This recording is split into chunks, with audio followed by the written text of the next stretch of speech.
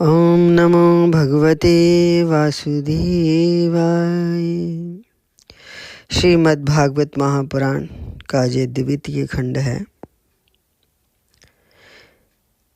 मैं इस खंड का 9वां स्कंद का प्रथम अध्याय पढ़ रही हूँ। श्रीमद् भागवत महापुराण की रचना संस्कृत भाषा में हुई है। मैं इसका हिंदी अनुवाद पढ़ने लगी हूँ। प्रथम अध्याय। वैवस्वत मनु के पुत्र राजा सुद्युम्न की कथा। राजा परीक्षित ने पूछा, भगवान, आपने सब मनवंतरों और उनमें अनंत शक्तिशाली भगवान के द्वारा किए हुए ऐश्वर्यपूर्ण चरित्रों का वर्णन किया और मैंने उनका श्रवण भी किया। आपने कहा कि पिछले कल्प के अंत में द्रविड़ देश के स्वामी राज ऋषि सत्यव्रत ने भगवान की सेवा से ज्ञान प्राप्त किया और वही इस कल्प में वैवस्वत मनु हुए। आपने उनके श्वाकु आदि नरपति पुत्रों का भी वर्णन किया। ब्राह्मण, अब आप कृपा करके उनके वंश और वंश में होने वाले अलग अलग चरित्र वर्णन कीजिए। महाभाग, हमारे हृदय में सर्वदा ही कथा सुनने की उत्सुकता बनी रहती है। वैवस्वत मनु के वंश में जो हो चुके हैं, इस समय विद्यमान हैं और आगे होने वाले हैं, उन सब पुत्र कीर्ति पुरुषों के पराक्रम का वर्णन कीजिए। सूर्य जी कहते हैं, शौनक आदि ऋषियों, ब्राह्मणवादी ऋषियों की सभा में राजा परीक्षित ने जब ये प्रश्न किया, तब धर्म के परम मर्मज्ञ भगवान श्री सुखदेव जी ने कहा, परीक्षित, तुम मनु वंश का वर्णन संक्षेप से सुनो। विस्तार से तो सैकड़ों वर्ष में भी उनका वर्णन नहीं किया जा सकता। जो परम पुरुष परमात्मा छोटे बड़े सभी प्राणियों की आत्मा हैं, प्रलय के समय केवल वही थे। ये विश्व तथा और कुछ भी नहीं था।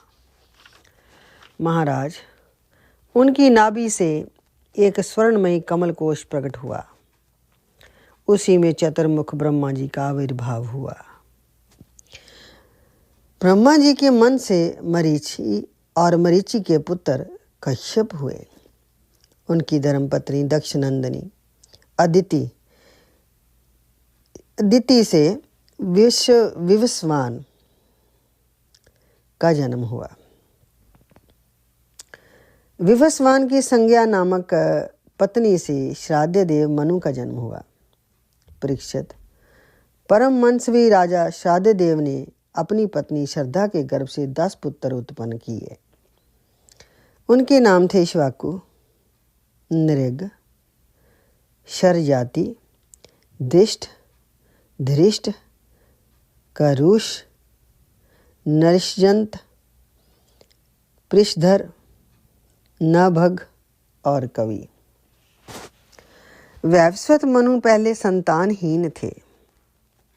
उस समय सर्वसमर्थ भगवान वशिष्ठ ने उन्हें संतान प्राप्ति कराने के लिए मित्रावरुण का यज्ञ कराया। यज्ञ के आरंभ में केवल दूध पीकर रहने वाली वैवस्वत मनु की धर्मपत्नी श्रद्धा ने अपने होता के पास जाकर प्रणाम पूर्वक याचना की कि मुझे कन्या ही प्राप्त हो। तब अध्वर्यु की प्रेरणा से होता बने हुए ब्राह्मण ने श्रद्धा के कथन का स्मरण करके एकाग्रचित्त से वाषटकार का उच्चारण करते हुए यज्ञ कुंड में आहुति दी। जब होता ने इस प्रकार विपरीत कर्म किया, तब यज्ञ के फलस्वरूप पुत्र के स्थान पर इला नाम की कन्या हुई।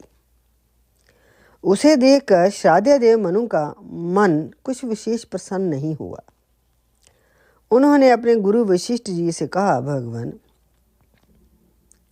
आप लोग तो ब्राह्मणवादी हैं, आपका कर्म इस प्रकार विपरीत फल देने वाला कैसे हो गया?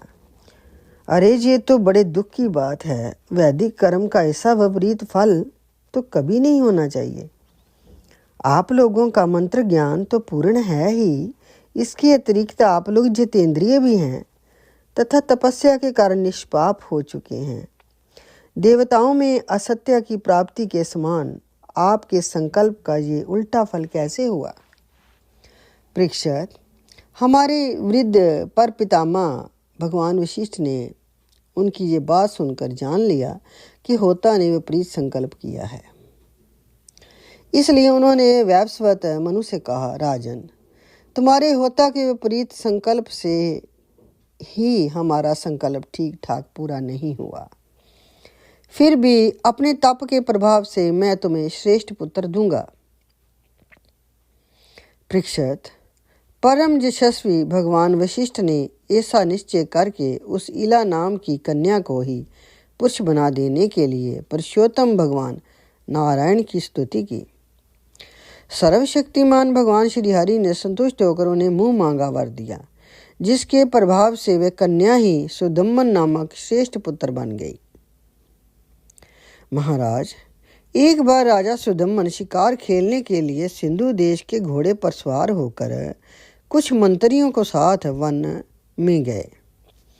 वीर सुदम्मन कवच पहनकर और हाथ में सुंदर धनुष एवं अत्यंत अद्भुत बाण लेकर हिरणों का पीछा करते हुए उत्तर दिशा में बहुत आगे बढ़ गए।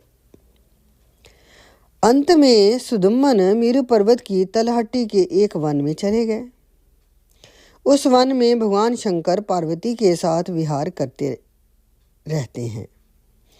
उसमें प्रवेश करते ही वीरवर सुदम्मन ने देखा कि मैं स्त्री हो गया हूँ और घोड़ा घोड़ी हो गया है। परीक्षित, साथ ही उनके जब उन अनुचरों ने भी अपने आप को स्त्री रूप में देखा, वे सब एक दूसरे का मुंह देखने लगे। उनका चित्त बहुत उदास हो गया। राजा परीक्षित ने पूछा, भगवान, उस भूखंड में ऐसा विचित्र गुण कैसे आ गया? किसने उसे ऐसा बना दिया था? आप कृपा कर हमारे इस प्रश्न का उत्तर दीजिए, क्योंकि हमें बड़ा कौतूहल हो रहा है। श्री सुखदेव जी ने कहा, परीक्षित, एक दिन भगवान शंकर का दर्शन करने के लिए बड़े बड़े व्रतधारी ऋषि अपने तेज से दिशाओं का अंधकार मिटाते हुए उस वन में गए। उस समय अंबिका देवी वस्त्रहीन थी। ऋषियों को सहसा आया देख वे अत्यंत लज्जित हो गई। झटपट उन्होंने भगवान शंकर की गोद से उठकर वस्त्र धारण कर लिया। ऋषियों ने भी देखा कि भगवान गौरी शंकर इस समय विहार कर रहे हैं, इसलिए वहां से लौटकर वे भगवान नर नारायण के आश्रम पर चले गए। उसी समय भगवान शंकर ने अपनी प्रिय भगवती अंबिका को प्रसन्न करने के लिए कहा कि मेरे सिवा जो भी पुरुष इस स्थान में प्रवेश करेगा वही स्त्री हो जाएगा। परीक्षित, तभी से पुरुष उस स्थान में प्रवेश ही नहीं करते।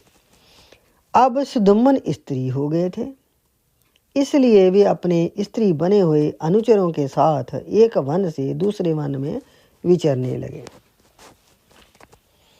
उसी समय शक्तिशाली बुद्ध ने देखा कि मेरे आश्रम के पास ही बहुत सी स्त्रियां से घिरी हुई एक सुंदरी विचर रही है।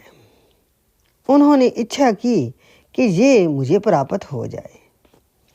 उस सुंदर स्त्री ने भी चंद्र कुमार बुद्ध को पति बनाना चाहा। इस पर बुद्ध ने उसके गर्भ से पुरुरवा नाम का पुत्र उत्पन्न किया। इस प्रकार मनुपुत्र राजा सुदम्मन स्त्री हो गए। ऐसा सुनते हैं कि उन्होंने उस अवस्था में अपने कुल पुरोहित वशिष्ठ जी का स्मरण किया। सुदम्मन की ये दशा देखकर वशिष्ठ जी के हृदय में कृपावश अत्यंत पीड़ा हुई। उन्होंने सुदम्मन को पुनः पुरुष बना देने के लिए भगवान शंकर की आराधना की। भगवान शंकर वशिष्ठ जी पर प्रसन्न हुए। परीक्षित, उन्होंने उनकी अभिलाषा पूर्ण करने के लिए अपनी वाणी को सत्य रखते हुए ही ये बात कही। विशिष्ट है, तुम्हारा ये जजमान 1 महीने तक पुरुष रहेगा और 1 महीने तक स्त्री। इस व्यवस्था से सुदुम्मन इच्छा अनुसार पृथ्वी का पालन करे। इस प्रकार वशिष्ठ जी के अनुग्रह से व्यवस्था पूर्वक अभीष्ट पुरुषत्व लाभ करके सुदुम्मन पृथ्वी का पालन करने लगे। परंतु प्रजा उनका अभिनंदन नहीं करती थी। उनके 3 पुत्र हुए, उत्कल, गय और विमल। परीक्षित वे सब दक्षिण पथ के राजा हुए थे। बहुत दिनों के बाद वृद्धावस्था आने पर प्रतिष्ठान नगरी के अधिपति सुदुम्मन ने अपने पुत्र पुरुरवा को राज्य दे दिया और स्वयं तपस्या करने के लिए वन की यात्रा की। इति श्रीमद्भागवत महापुराण का 9वें स्कंद का 1वां अध्याय संपूर्ण। ओम नमो भगवते वासुदेवाय।